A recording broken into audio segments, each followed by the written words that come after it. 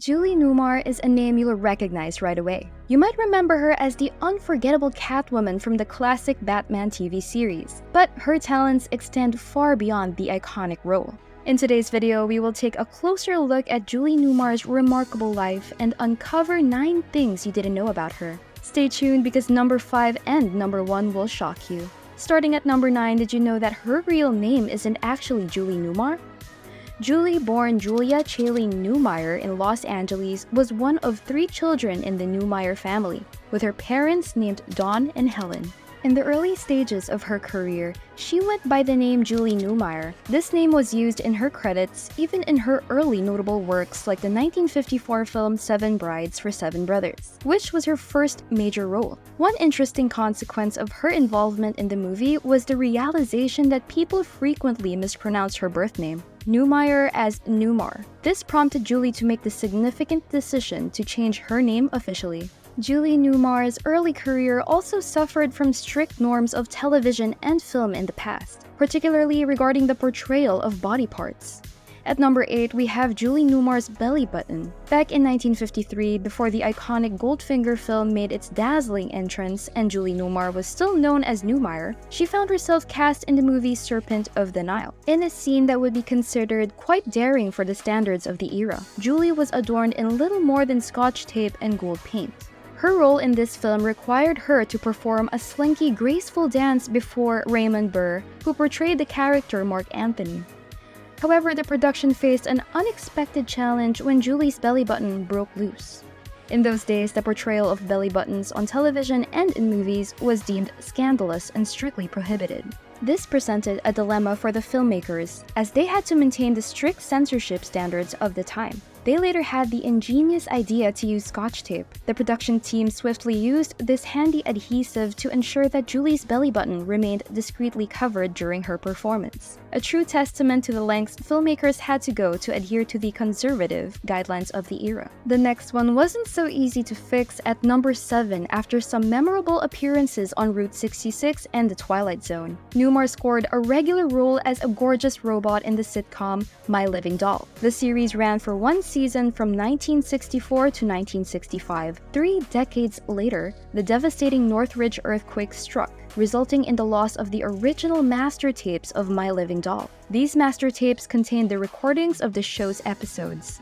Despite the unfortunate loss, determined producers scoured the collections of collectors and enthusiasts, finding 16mm copies of 11 episodes. These 16mm copies, although not of the same quality as the original 35mm tapes, became the lifeline for preserving and sharing the show with audiences.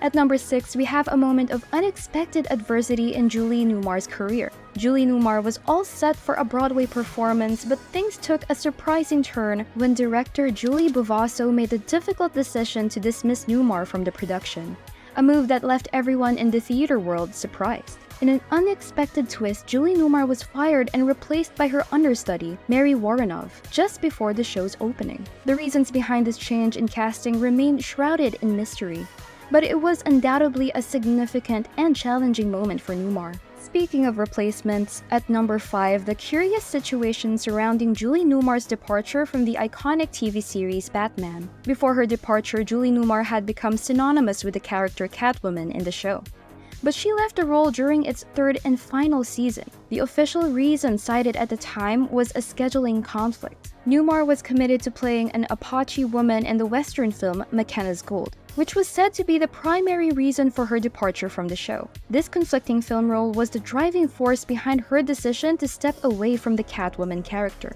However, there is an intriguing fan theory that has emerged over the years, supported by evidence from none other than the filmmaker George Lucas. Lucas at the time was documenting the production of McKenna's Gold for a film student project.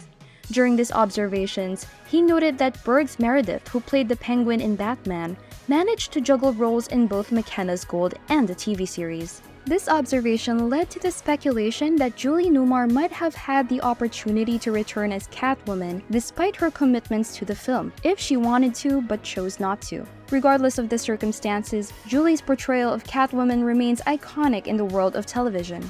Not only is she renowned for her portrayal of Catwoman, but she also holds a patent for an innovative product.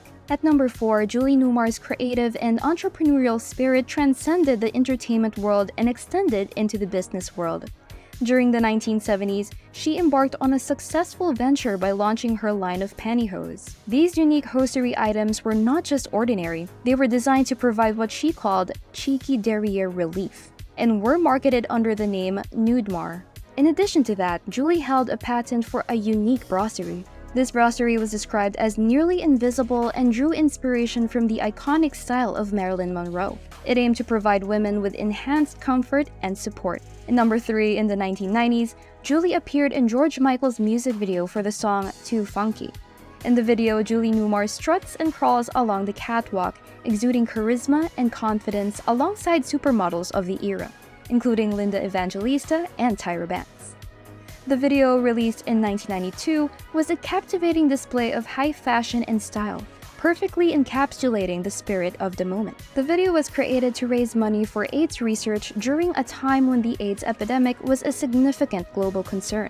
Many celebrities and models, including Julie Newmar, participated in the project for free, driven by their commitment to the cause. Directed by Thierry Mugler, a French designer known for his dramatic and theatrical fashion shows, the video featured a cast of supermodels and performers. Despite the challenges and creative clashes during the production, the result was a visually striking and memorable music video. At number 2 is a delightful cameo appearance by Julie Newmar in the film To Wong Foo, Thanks for Everything, Julie Newmar. This comedy movie featured Patrick Swayze and Wesley Snipes in drag. The film's concept came to life when writer Douglas Carter Bean stumbled upon a photograph of Julie Newmar in a Manhattan Chinese restaurant. The sight of her image served as the initial spark for what would become a quirky and beloved comedy. Naturally, given that the film bore her name in the title, it was only fitting that Julie Newmar would make a cameo appearance in the movie.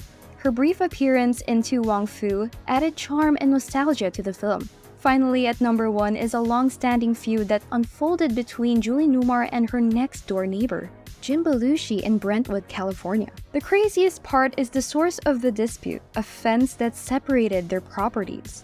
Julie Newmar desired to have the fence lowered to allow more sunlight to reach her beloved flowers, while Jim Belushi insisted on keeping it high for privacy reasons. The disagreement escalated to the point where Belushi filed a lawsuit against Newmar, seeking a hefty sum of $4 million.